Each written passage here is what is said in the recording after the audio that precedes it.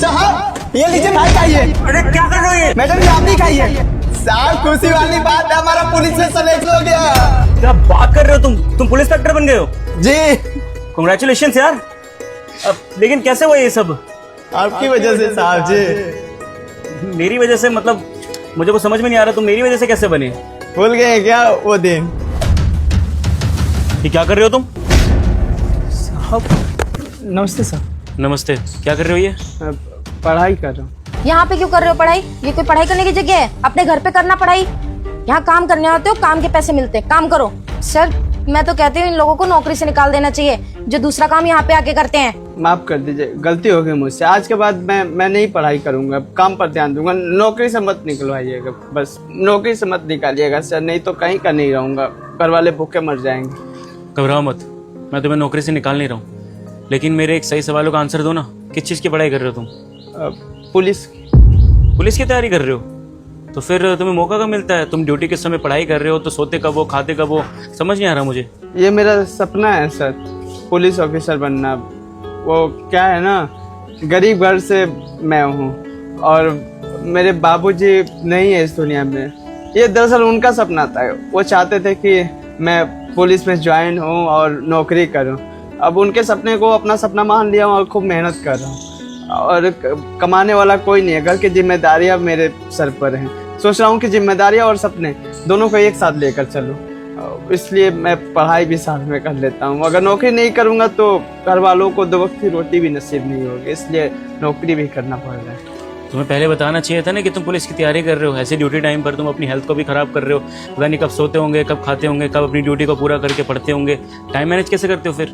वो साहब हमारा सपना है ना, तो हम थकते नहीं हैं। हम ना चाहते हैं कि हमें जितना समय मिले, जितना कम सोए उतना हमारे लिए अच्छा है। हम पूरा समय लगा देते हैं पढ़ाई करने में। ऐसा नहीं है कि काम पर ध्यान नहीं देते। जैसे यहाँ पर आते हैं ना तो हम काम कर लेते हैं। और माफ करिएगा इसलिए आपको नहीं बताया, क्योंकि यहाँ से पहले बहुत जगह नौकरी किए थे हम।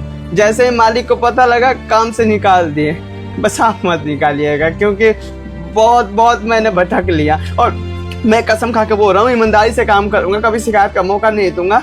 बस मुझे काम से मत निकालिएगा, नहीं तो मेरे सपने टूट जाएंगे। ठीक है राहुल, मैं तुम्हें नौकरी से नहीं निकालूंगा। तुम अच्छे से पढ़ाई करो। मैं चाहता हूँ तुम्हारे सारे सपने पूरे हो। पढ़ाई कर सकते हो तुम यहाँ पर। सच में साहब, आप मुझे नौकरी से भी नहीं निकालेंगे और मैं यहाँ पर पढ़ भी सकता हूँ? बिल्कुल, तुम्हारी आंखों में वो सपने दिखाई दे रहे हैं और मैं चाहता हूँ कि जो खुली आंखों से तुम सपने देख रहे हो उसे तुम पूरा करो। लेकिन एक प्रॉमिस करो मुझे कि टाइम रहते हुए तुम ऑफिस आओगे और उसके बाद ही जाओगे तुम।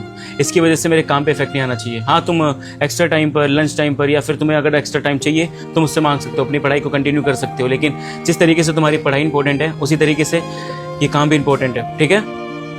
हम वादा करते हैं साहब, काम पर उतना ही ध्यान देंगे जितना हम पढ़ाई पर ध्यान देते हैं। और सच बता रहे हैं साहब, इतना बड़ा आप मौका दिए हमें ना,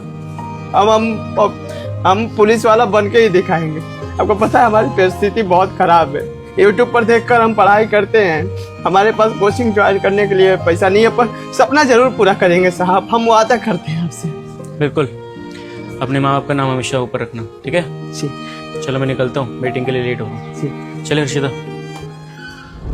साहब जी, हम गार्ड की नौकरी करते हैं, मामूली सा गार्ड है आपकी कंपनी में, पर आपने हमें समझा। जब भी हमें पैसों की जरूरत थी आपने हमें पैसे दिए।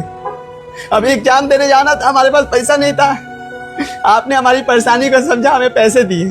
सब कुछ आपकी वजह से हुआ है साहब जी। हमारी जिंदगी में आप भगवान बन के आए हैं। सच बताएं, हम अपने माँ बाबू जी को बताया है ना तो आपको भगवान बना कर पूछते हैं, आपकी बहुत प्रशंसा करते हैं। आप एक बार मिलिएगा ना, आपके पैरों में गिर जाएंगे वो। कैसी बातें कर रहे हो यार? माँ बाप की जगह पैरों पे होती है, माँ बाप की जगह दिल में होती है। हम सबसे ऊपर होते हैं वो।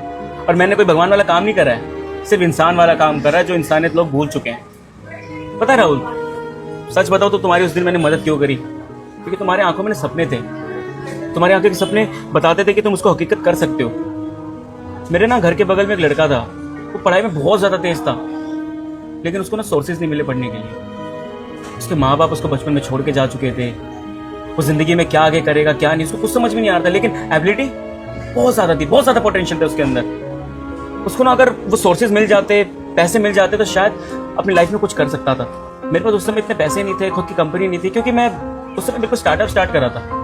अगर मैं चाहता ना उसकी मदद कर सकता था, लेकिन मैं पैसे नहीं थे, कहाँ से करता मदद। इसलिए मैंने कसम खाई थी, जिंदगी में जिस दिन भी सक्सेसफुल बनूंगा ना, एक इंसान की ऐसी मदद करूंगा जो असली में डिजर्विंग है। और तुम्हारी आंखों में देख के उस दिन मुझे इसीलिए लगा, तभी मैंने हर्षिता को रोक लिया था। राज देखो, तुमने मुझे सही प्रूफ कर दिया। थैंक यू यार। आपका शुक्रिया अदा करना चाहते हैं। एक मजदूर जो कभी सोचा भी नहीं था कि मजदूरी से आगे कुछ कर पाएगा, बस सपने देख लिया था, उसको साकार करने में सबसे बड़ा हाथ आपका है। आपको पता है, जैसे ही हमारा सिलेक्शन लेटर आया ना, तो हम अपनी माँ को बताए। हमारी माँ बहुत खुश हो गई, बोली कि सुन, वो जिन्हें हम भगवान बना के पूछते हैं, पहले जाके उनका मुंह मीठा कर, इसलिए आपके पास हम मिठाई लेकर आए। आपका हम शुक्रिया अदा कैसे करें, हमको समझ में नहीं आ रहा। सच बता रहे हैं, कसम से आपका एहसान कभी नहीं भूलेंगे। जिंदगी में आगे बढ़ गए हैं ना, हम हमेशा आपको याद रखेंगे और हमेशा आपको पूछते रहेंगे। तुम्हारा बड़प्पन है ये, और तुम्हारे परिवार वालों का बड़प्पन है कि मुझे सौदे पे रख रहे हो तुम।